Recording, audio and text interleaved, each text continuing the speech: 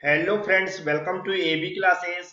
आज का सब्जेक्ट है रेफ्रिजरेशन यानी एयर कंडीशनिंग, जिसका एक चैप्टर है एयर कंडीशनिंग सिस्टम। उसका आज मैं एक टॉपिक समझाने वाला हूं, जिसका नाम है समर एयर कंडीशनिंग सिस्टम। यदि आप इसके कंपोनेंट एंड वर्किंग समझना चाहते हैं तो वीडियो पूरा जरूर देखें। अब मैं स्टार्ट कर रहा हूं आज का वीडियो।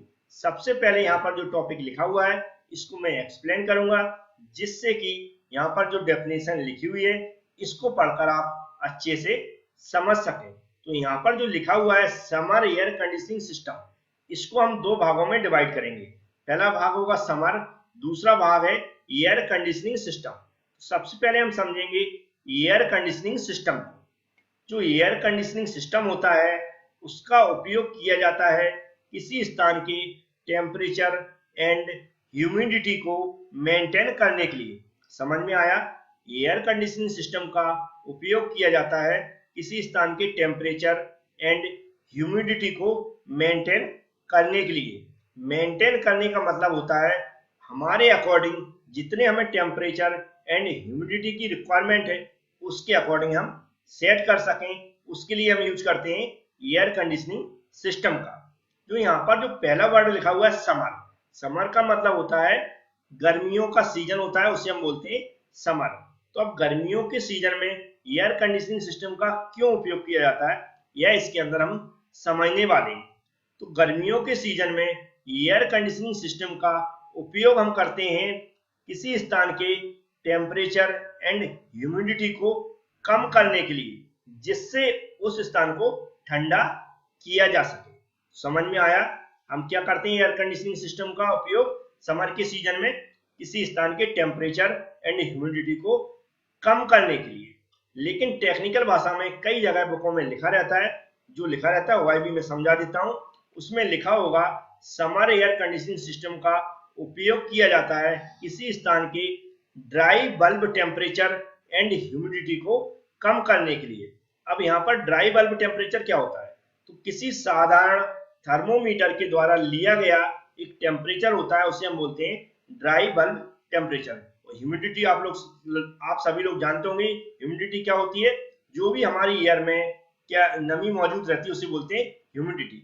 उसको भी कम करने के लिए हम यूज करते हैं समर एयर कंडीशनिंग सिस्टम का। लेकिन इसको आप अच्छे से समझना चाहते हैं तो हम यहाँ पर इसके कंपोनेंट एंड वर्किंग समझा रहे हैं, उसको भी आगे जरूर देखें। तो यहाँ पर आपको एक साफ सुथरा डायग्राम दिख रहा होगा। इसके सारे कंपोनेंट को मैं सबसे पहले एक्सप्लेन कर देता हूँ। सबसे पहले यहाँ लिखा हुआ है डैम्पर, जो ब्लू कलर में हमने लाइन बना दी है, ये होता है डैम्पर। डैम्पर के थ्रू हम क्या करते हैं, यहाँ से जो हमारी बाहर की एयर होती है उसको अंदर कराते हैं। ये क्या होते हैं, ओपन होते हैं, क्लोज होते हैं, जैसे कि रिक्वायरमेंट होती है एयर की उसके अकॉर्डिंग ही अंदर भेजते रहते हैं। दूसरा इसमें जो मेन पार्ट होता है वो होता है फिल्टर। फिल्टर का यूज किया जाता है जो भी हमारी एयर में डस्ट के पार्टिकल्स मौजूद रहते हैं उनको फिल्टर करने की। नेक्स्ट होती है कूलिंग कॉइल। कूलिंग कॉइल का उपयोग करते हैं हम जो भी हमारी एयर फिल्टर के बाद आगे बढ़ती है उसको कूल करने के लिए, मतलब ठंडा करने के लिए। आगे एक यहाँ पर डॉट डॉट लाइन बनी हुई है, एक छन्नी टाइप की रहती है जिसे बोलते हैं परफोरेट मेम्ब्रेन्स। क्या होती है, छन्नी टाइप की रहती है, जिसका उपयोग किया जाता है जो भी हमारी एयर ठंडी होकर आगे जाती है तो उसमें हमारे जो बड़े बड़े वाटर के पार्टिकल्स मौजूद रहते हैं एक्सेस मात्रा में, उसको यहाँ पर क्या कर सके, खत्म कर सके। और वाई वाटर के पार्टिकल्स यहाँ पर एक संप बना हुआ है उसके अंदर जमा हो जाती है। और फिर एयर जो हमारी जो आगे एयर ठंडी आगे जाती है वह कहाँ जाती है, हीटिंग कॉइल के अंदर। तो हीटिंग कॉइल के अंदर से गुजरती है। तो यहाँ पर हीटिंग कॉइल का उपयोग किया जाता है कि जितने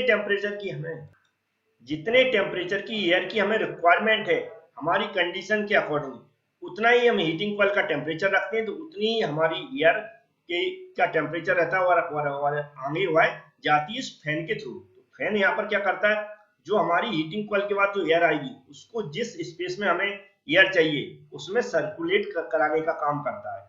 और जिस स्थान पे हम इसको सर्कुलेट करा रहे हैं वहां पर एक एग्जॉस्ट फैन भी लगा रहता है, जिसके थ्रू हम कुछ एयर को बाहर कर देते हैं और कुछ एयर को रीसर्कुलेटेड एयर कर देते हैं। तो रीसर्कुलेटेड एयर होती हुआ फिर से वापस जो हमारी आउटसाइड की एयर आती है उसमें मिक्स हो जाती है। अब ये तो कंपोनेंट थे जो मैंने समझा दिए जिनका यूज क्या होता है यहाँ पर। अब इसकी वर्किंग समझेंगे तो एक बार और आपको इसके कंपोनेंट भी अच्छे समझ जाएंगे और वर्किंग भी आपको अच्छी समझ में आ जाएगी।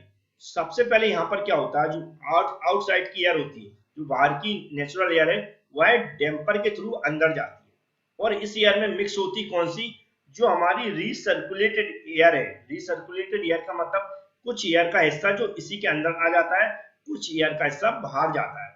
तो जो रीसर्कुलेटेड एयर है जो अंदर फिर से आ रही है, उसकी जो जितनी मात्रा में कमी होती है उतनी ही मात्रा में जो आउटसाइड से एयर अंदर आ जाती है। तो दोनों एयर यहाँ पर मिक्स होती हैं, बाहर की एयर और रीसर्कुलेटेड एयर दोनों मिक्स होकर कहाँ जाती है, सबसे पहले फिल्टर के अंदर से गुजरती है। फिल्टर के अंदर क्या होता है, जो भी इसमें डस्ट के पार्टिकल्स होते हैं वह बाहर हो जाते हैं। उसके बाद जो फ्रेश एयर होती है, ये दोनों का मिक्सर होता है, वह कहाँ आती है, एक कूलिंग कॉइल के अंदर आती है।